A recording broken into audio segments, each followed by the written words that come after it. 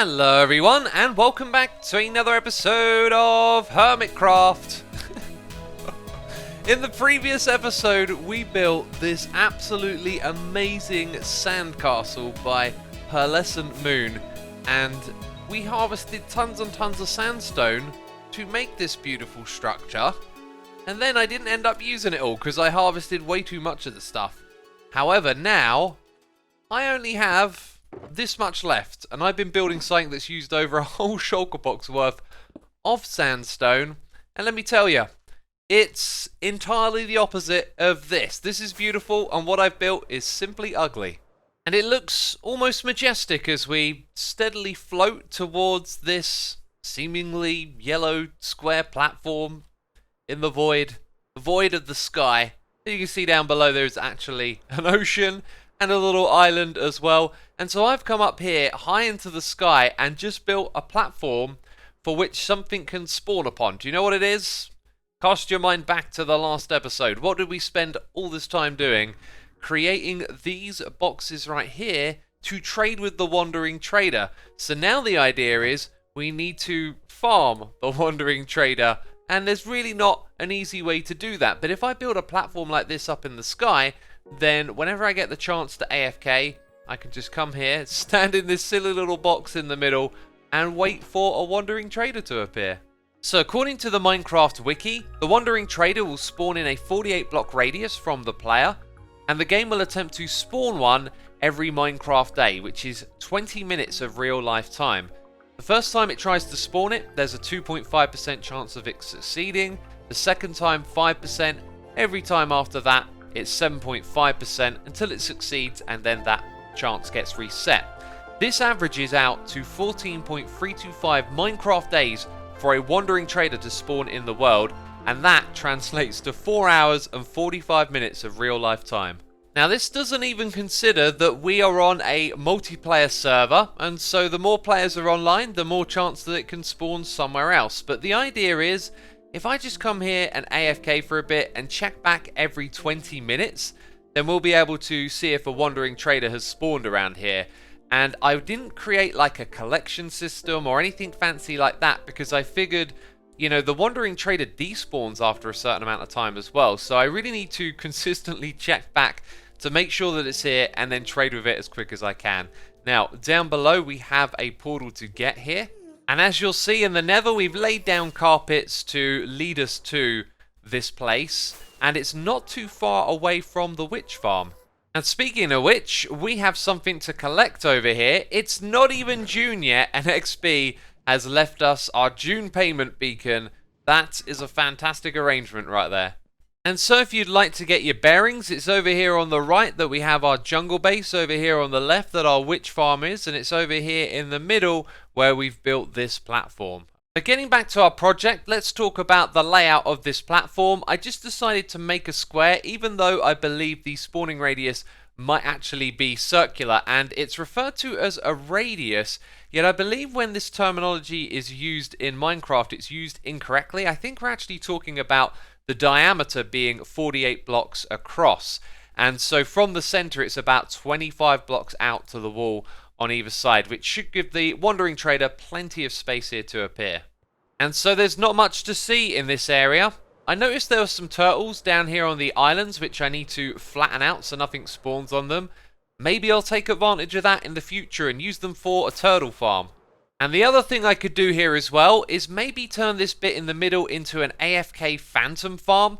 Then it could be like a dual purpose farm, but I don't really have any ideas for phantoms. So for now, this is just going to be a place that I come and stand in the hopes of seeing a wandering trader. And I guess a quick update, I've dismantled the islands that were once down here. That poor turtle is without a home now. Well, I knew this was going to be slow. I've accumulated about 2 hours up here. No wandering trader, but we have got a zombie, which makes no sense whatsoever because there's absolutely nowhere up here that it can spawn. So in the future, if you see me trading on a sandstone platform, you'll now know what all that is about, and I'm just going to go and idle over there in between recording on occasion. And coming back for our glorious portal to this location has reminded me of something I wanted to clear up for a long time. The torches on this roof, they are just ugly and disgusting, and the reason they're there is to prevent mob spawning, and the way we're going to do it all around our base is of course with carpets like this. And in the last episode, of course, we finished off this very important project, which is our sheep farm to provide us with all the wool that we need. Now the main colours we're going to be using will be grey and white. And of course we're producing all the colours of the rainbow, but because we have universal dyeing on the server, it means that I can take some of the less popular colours out of here and convert them to the colours that we need. And so now lots of carpets have been laid down, mobs won't be spawning on these spots over here or the top of this building, and there are lots of nooks and crannies and spaces where I could spend hours upon hours placing carpets down, but my focus here is to just stop the mob spawning in places where they could look ugly or pose a risk. And this right here, when you come out of the portal, would obviously look really silly if there were loads of mobs on top of the building. And while we're here, little update on the honey farm. Both of these backed up all the way, like literally maximum backup. That means all of those hoppers going to the very back were full to the brim with honey bottles and with honeycomb as well. So I've turned off this side completely, and on the opposite side I've crafted up the honey blocks. Look at that. Absolutely rolling in the stuff. I ain't getting distracted today with all the little things. I had a suggestion a while back that I should put in different colours of glass between the layers of glass we have over here for the fog effect, and I think it's okay, but it just makes everything super noisy when you look down at there. This is a much nicer blend in my opinion, although here you can see that I've gone down to the bottom and put in a layer of glass down there, and that's a little bit more subtle, but I really don't think there's anything to be gained here. Turns out there is though. You see, I'm just going through my list of ideas, and one of them was to put a rocket refueling station here. In fact, we're going to put 4 of them so everything will be symmetrical. This is the perfect place for me to restock my rockets, because when I come through the portal, the first thing I tend to do is fly off to a new destination, right? And if I need a top up, well, this is a great place to store it. So if I stand on this pressure plate, and we get ourselves some rockets. Pretty cool, right? This thing could do with being a little bit faster, but for the sake of compactness, this is the redstone right here. It's very straightforward. We stand there, we push up the piston, and we create a clock between the observers, and that's how we get these rockets. In the long run, though, we're going to need more sugarcane, because we have silly amounts of gunpowder from our witch farm. We've taken care of that. We've also got a gunpowder farm right there, and we need to build a sugarcane farm somewhere, because look at this. Yeah, that's all I got left. So we do have our temporary farm to keep us going for now, but if I'm going to build a farm for this, it's going to be put inside of a tower, and let's face it, there's other towers that are going to take priority right now. The furnace tower is one of those. This project is, for the most part, complete, and now it needs a facade to be put around it. And before you get alarmed that I'm in creative mode, we're in a testing backup of the Hermitcraft world that I have. That's why I've got my wooden axe here for world edit, and we're going to use creative mode to design a tower that we can then build in survival. And last time I showed you some of the creative process, I got tons of great feedback on it, so we're here doing it again. And you can see that I've cleared out some of the jungle so we can look at what we're building, and I've got this concept of some sort of leaning tower type feel, and I want the bay at the front here to kind of extend from the main tower. So I started off with this, and I didn't really feel where it was going, and then I started to build a little bit of shape around the bay and came up with this, which I think could go in a good direction. So when you do creative building, I find you don't always specifically focus on the next thing, which was this. As I'm putting that together, I'm also adjusting the shape up here. I've changed the size of the entrance, I've changed some blocks underneath, and everything else seems to start to come together. And I think that's a great way to go about it, to follow what tends to work, because you're always trying to build the design off of what's already there, and the more of it that comes together, then the more it starts to make sense. So now I'm thinking that we need to figure out this shape going downwards to cover all of this, and figure out where the base of the tower is actually going to be, and then we might have more success taking an idea like this and attaching it to the tower itself. So now we got something very plain and clean with these rectangular shapes emerging, and I think I'm going to have to embrace that and follow this where it goes and ditch that original idea of having something leaning over. However, I thought of something really important. This right here doesn't need to stay in the same position. We could actually have the items elevate from further into the middle, then just move across and go up again when they're in this space. And I realized that because we have the items at the opposite end dropping down here, and it then kind of occurred to me that they don't have to go straight down. If ever I want to move them somewhere else, they can come into the middle. So we got some more flexibility now. So I was starting to think that this was big and plain, and we might need to run like strips of the cyan terracotta over the edges here to add more lines and break things up. But then I tried to embrace that big shape and just add this across the top and then flip it down below. And then what I think we're going to try and do is have like a white tower base emerge from the middle of this right here, going straight down to the ground. This is it. I think we've got it. You know, I've gone around and fine-tuned some details, like there is now honey and light coming out the top of these things.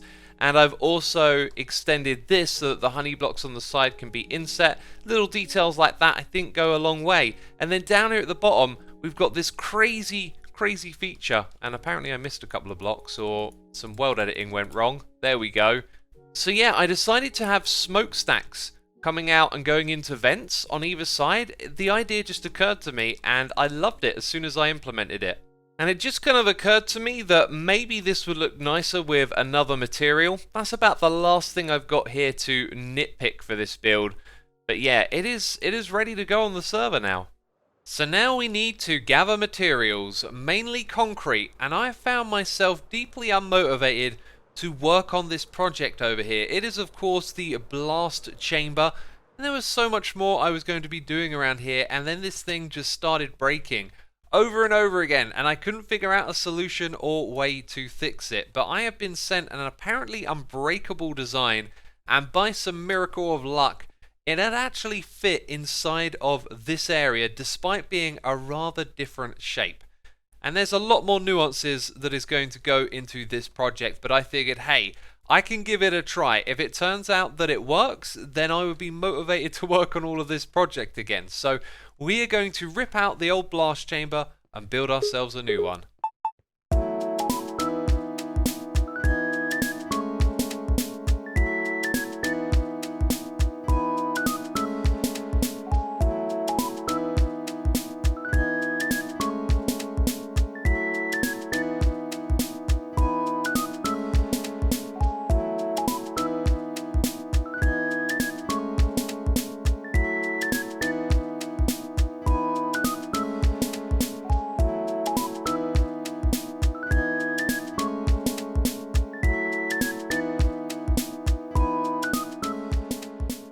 We are not done just yet. Oh no, there's still a ways to go with this blast chamber. You see, I've opened up the side of the building here, and that's because we need some redstone to actually go all the way down below and then build a whole area underground, because the TNT that blows this up is actually going to be shot up through a cannon from down there to blow up the blocks above it.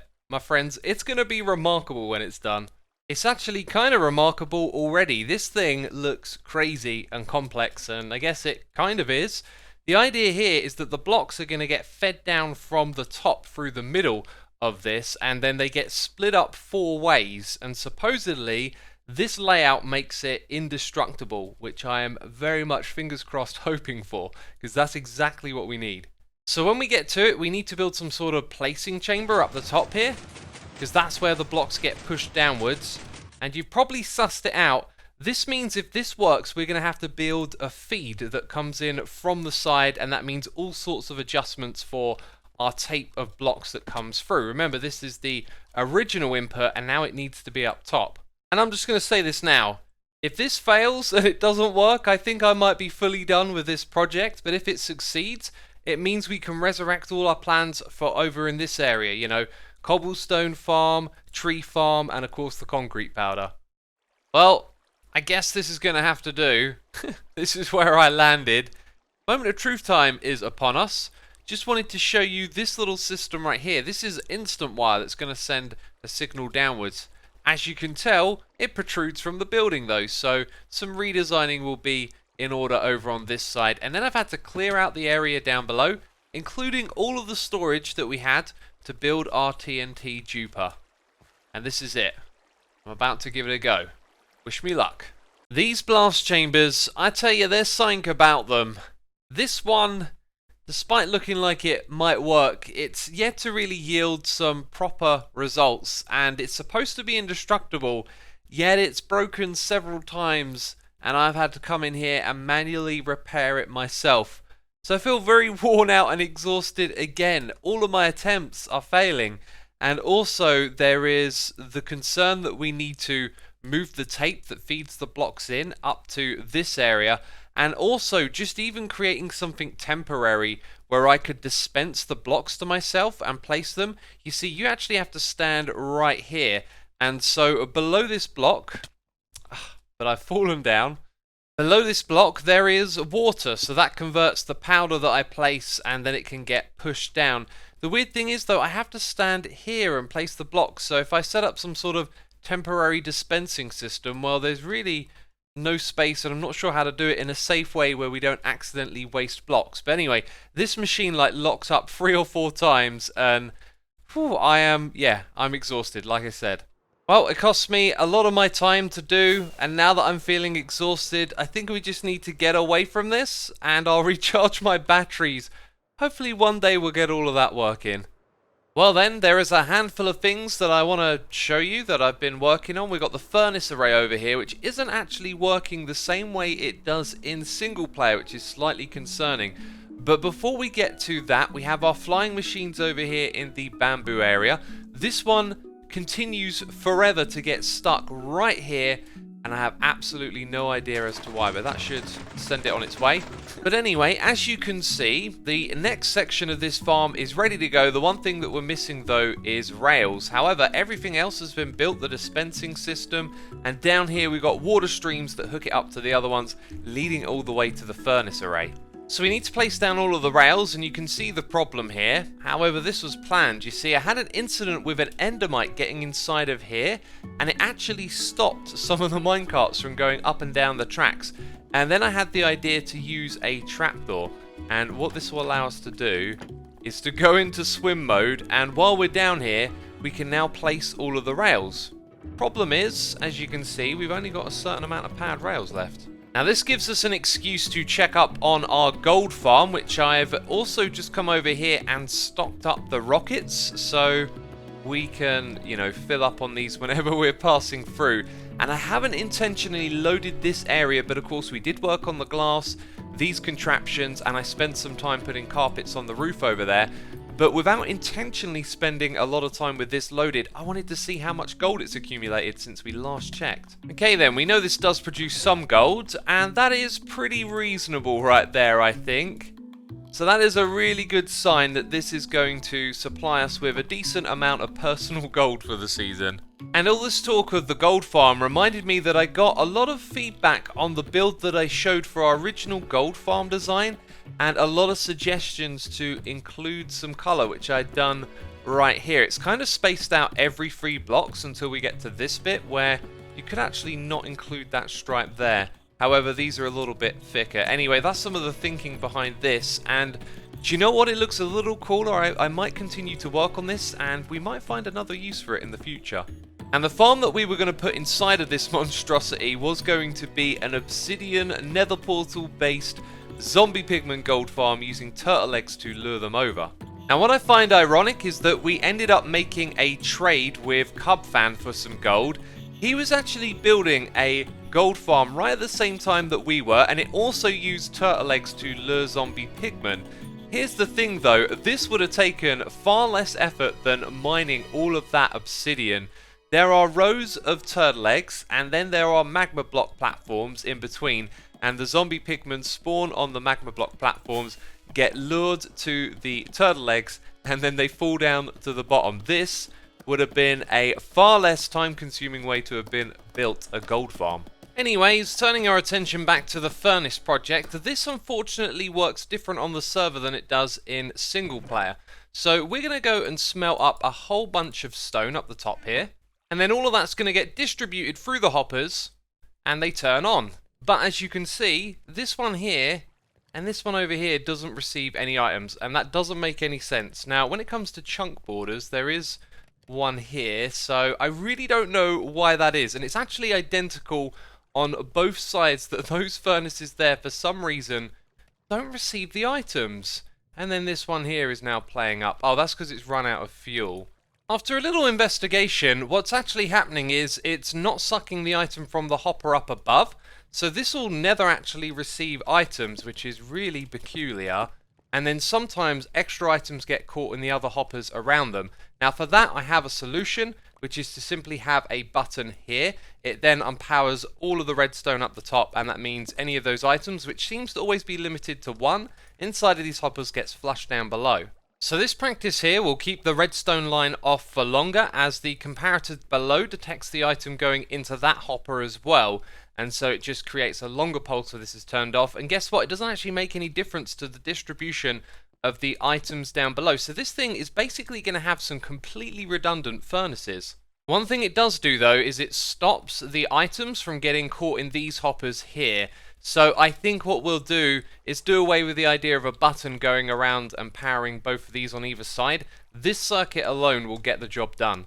And so it's flawed, but it doesn't seem like there is a solution in sight, but it will still achieve the goal that we want this thing to do. And remember, the source of fuel is bamboo, so you never really have to worry about the efficiency of like 8 items getting distributed at once, so you can use up an entire piece of coal, because of course it uses several pieces of bamboo just to smelt one item. And I almost forgot to mention, setting up the final part of the bamboo was a success. The flying machine was already installed and I hooked it up to the timer, so that thing is now chopping bamboo and filling up our furnace array, which of course we are going to be building the exterior of in the next episode. And because I'm sure you're very curious, this thing hasn't been a success so far. In between recording clips, doing other things over the various days it took me to record this episode, I have made it a habit to come over here and stand in this cage, and I am yet to be visited by a wandering trader, which is most unfortunate. And guess what? I'm going to stand here now while I render this video and get it uploaded to YouTube. So this is the end of it. I hope you've enjoyed it. As always, thank you for watching. Be sure to leave a like, and I'll see you soon with another episode. And hopefully, just hopefully, we would have got a wandering trader from this thing.